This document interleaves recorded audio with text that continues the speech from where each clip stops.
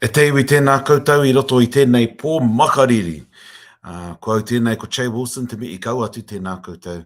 Kia ora tātou. Kia ora everybody. Jay Wilson here from Te Pai Pai Waho, and tonight I'm connecting to you through a number of different platforms on this very crisp winter evening here in the Waikato. We are up to part 3 of the Puanga series for 2023, and I'm going to get straight into it, okay? So let's just go. Where are we? How does this go? Nope. Here we are.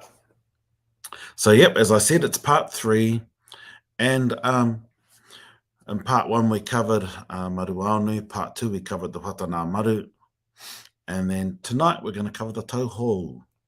So, just a reminder that there are 2 components to Puanga, one to do with the end of the year and one to do with the new year. And the kōrero that I'm sharing you is from a collective or a body of knowledge from Te Kauhau for Taranaki and Whanganui collectively. Different to the Ngāti stuff I've shared in the past. In the first session in part 1, we talked about Te Whare o Maruaonu. In part 2, we talked about Te Whata Maru, also known as Te Whata Nā Maru. And then tonight, we're going to get into things and start talking about the new year. So what does that mean? And why Puanga? I think, firstly, the key point is that Puanga is important simply because of how it gives us a better read on the influence of the westerly wind on our rohe.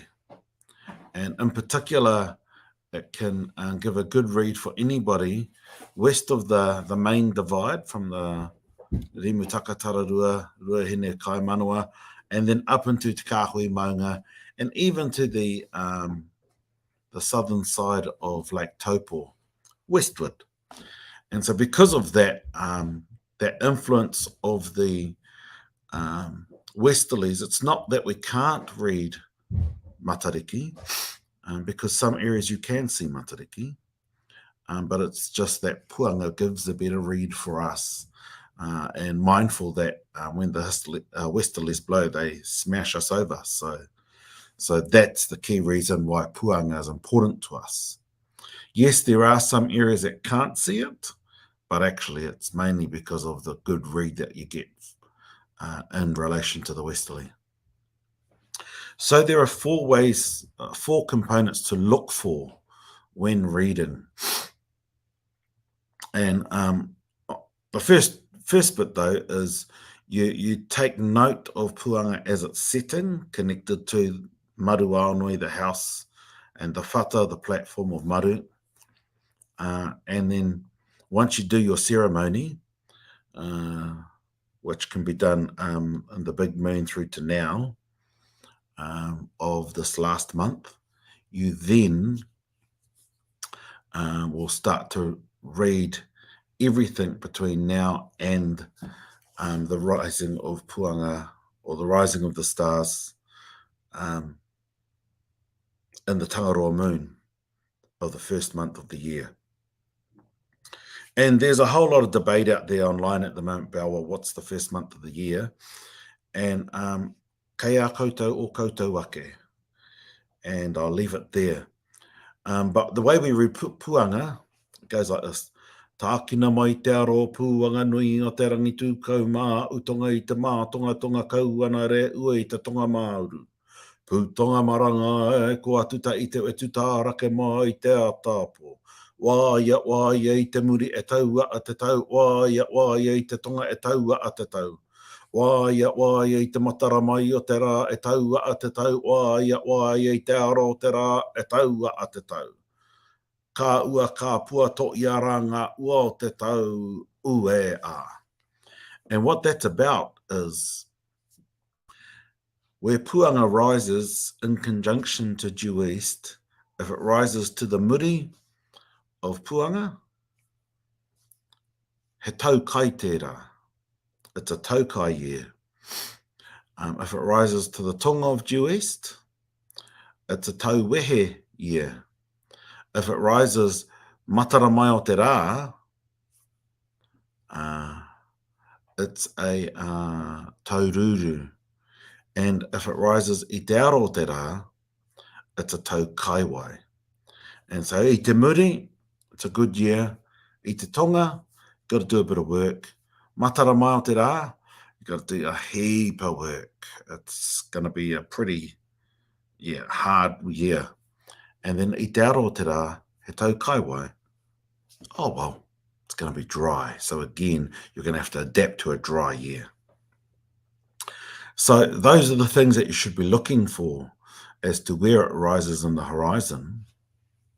And then here's a picture of it in the new year, in the tangaroa phases, because we also will do our ceremonies in the tangaroa phases for this ceremony. Other ceremonies, of the 5 ceremonies we do throughout the year, 2 of them are in the big moon phases, and then 3 of them, which all got to do with kai, or include kai, they are done in the tangaroa phases. And so here you'll see in this picture a whole lot of key stars that help give you, help you to hone in on what you're looking for at the rising. And I'm going to do my ceremony next month.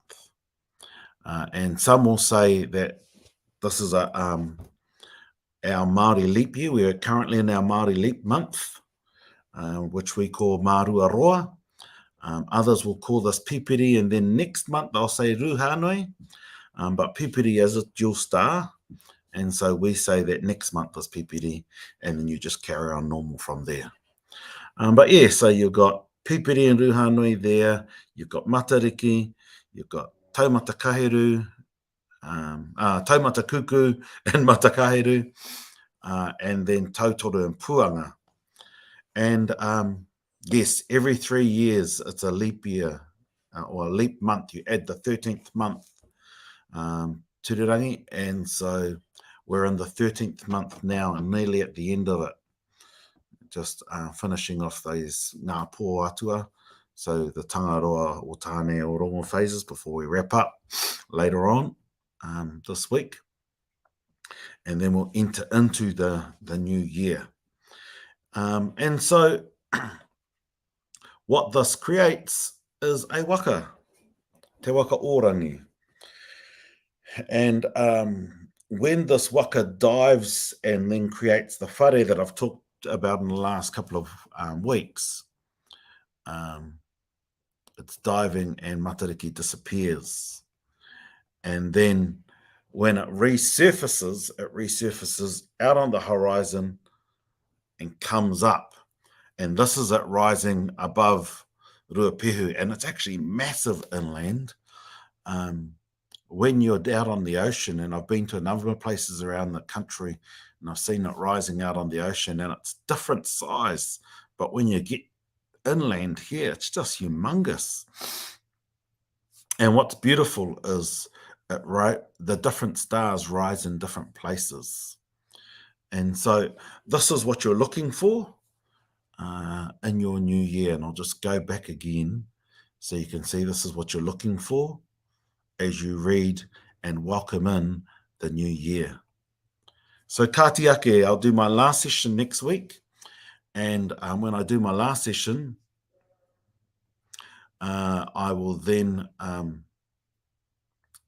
go over the different components of Puanga from the end of the year through to the end of winter. Kia ora Miriama, just to respond to your question. So 1, 2, 3, 4, 5, 6, 7, 8, 9, 10 months, 11, 12 months, which is Ngāhuru Mārua. And then the 13th month, us in Whanganui and Taranaki, we call the 13th month Marua Roa. Okay, Marua Roa. So 12 plus Roa is 13th month. So it's a long elongated period, which is our leap month, to use a Western concept. And then next month, or this upcoming whiro, we call this Pipiri, we will call that month coming Pipiri rather than Ruhanui, because Pipiri and Ruhanui are part of the same constellation, which is Pipiri. So Katiake, just slightly different. And we often get a bit too carried away about wanting to be different when kei tēnā ona, kei tēnā ona. And we've got to be careful of saying, oh no, my iwi says this and my iwi says that, because actually it's about location. And if your iwi's in two different areas, there will be a bit of the variation, especially between east and west. If there's a big divide, all of those types of things, you've got to be cognizant and mindful of location and the different impacts. Katiake, tēnei te mea I kaua tuki koutou o te rā ki tātou I roto I tēnei pō. Stay well, stay warm, rire, rire hau, e kui e roha, e moe, pai mārire.